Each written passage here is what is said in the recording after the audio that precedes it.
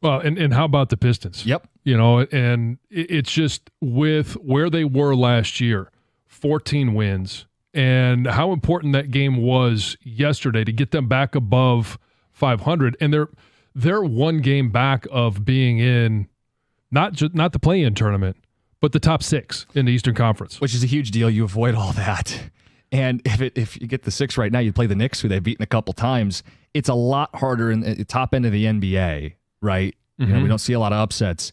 But the Pistons are, in my mind, ahead of schedule here. Oh, yeah. I mean, there's no question. 14 wins last year. Now they're at 25 and 24, and it looks like they're a solid shot to make, at a minimum, the play-in. Yeah, and by all accounts, we said, hey, what do we want to see this year? Form an identity. Cade, take the next step. He's an all-star, and he drops 40 points on Friday night, MVP chance at Little Caesars Arena. Then he had 15 assists yesterday in a Pistons win. Things are looking up. They won a couple in a row on this homestand. They're going to play again tonight. Go to Pistons.com to get in on the action if you want to watch them play the Hawks in person. It's a great time to check in with the Pistons head coach JB Bickerstaff. The plan is to check in with him this morning. Talk about leadership. I mean, he's been a big part of this too.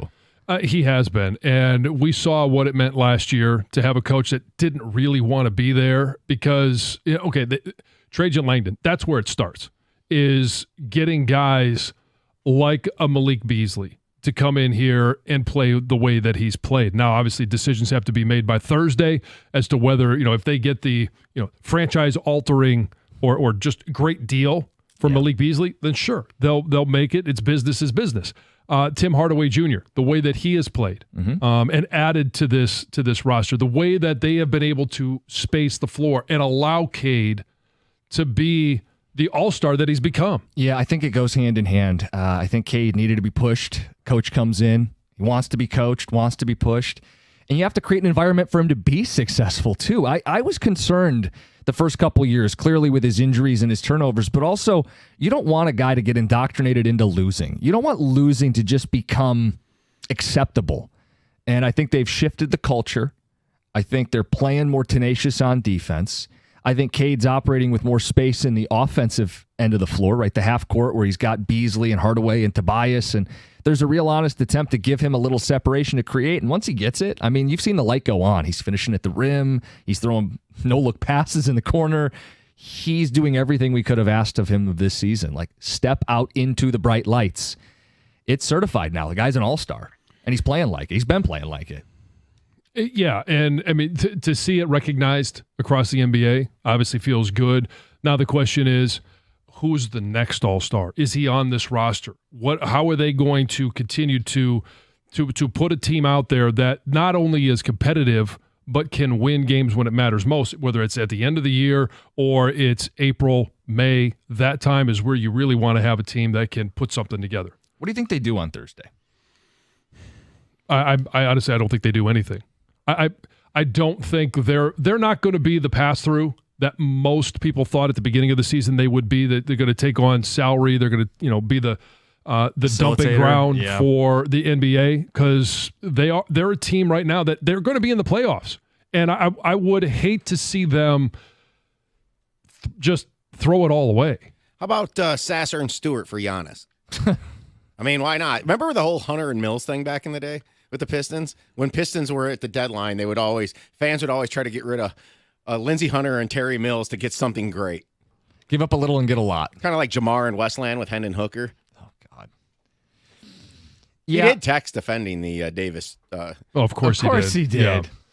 Of course he did. We're working on JB. We want to get him do in next segment. That's all right. We can work with him. What I would anticipate is not any fireworks come Thursday. They don't have their first, even if they wanted to be like, yeah, we're gung-ho, we can do this. They don't have their first round pick. It's tied up in a previous trade. Could they still do something with some seconds? Could they offload some expiring contracts and take on a player? Yeah, they could. I'd like to see them explore the secondary ball handler market, someone who can take a little pressure off of Cade. They missed that since Jaden Ivey got hurt. And Cade gets doubled, and he'll rise above it, but can you help him out a little bit in that way, too, so he's not shouldering the load? I actually think a big part of it... You think they'll be buyers? Slight. Slight? Like, they're showing up, and they've got, what's in their pocket. You know, they're not putting this on credit. They're going to buy with what they've got. Yeah. Well, they got plenty of cap space. Yes, they can absorb a big contract that someone else wants to get out from under. Right. And still, I mean, they could absorb more than one. Yes, depending on how they do it. Yeah, right. So that's where they're at. And I mean, is that somebody that can come in and actually contribute? Yeah, I don't want them to sell. You know, I understand the Beasley thing is going to be tantalizing. He's one of the best three-point shooters in the game. Every contender is going to look at that and go, yep, he fits for us. He fits every single team in the NBA. Malik Beasley does.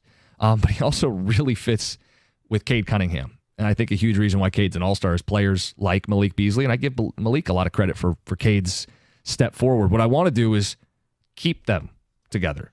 Beasley's on an expiring deal. You can't negotiate right now in season with him. But I'd love to see them make an effort to carve out a role for him on a multi-year deal when this season's over. And keep him here so that they don't slide out of the 7 to the 8 to the 9, and they're flirting with just barely making the play-in. I'd love to see them actually get in this thing. And I think Beasley's a huge reason they would. Yeah, and obviously money's going to talk at the end of the year. Does he want to come back? They're going to be able to have some of those discussions. They can't do anything and sign anything, but they can have some of those discussions. And it sounded like from what he was talking about last week, like he is certainly open to it. He likes being here. He likes the team. He likes JB. And so is there a way to not sell him at the deadline if you don't get what you ultimately think is a good enough value and still be able to extend him? Yeah, I think Trajan Langdon is even quoted this year as saying they're ahead of schedule. I think he may have had one plan going in, right? These expiring deals, thinking, we'll probably be on maybe a play-in spot and would just be too good of deals to pass up. Now they got a real shot to get in and even make a little bit of noise. Not win the title or anything, but make a little bit of noise. And I think it does create a situation where he can be picky. And he doesn't have to just sell for what people are offering. He can say, you know what, we're going to keep these guys and try to win with them.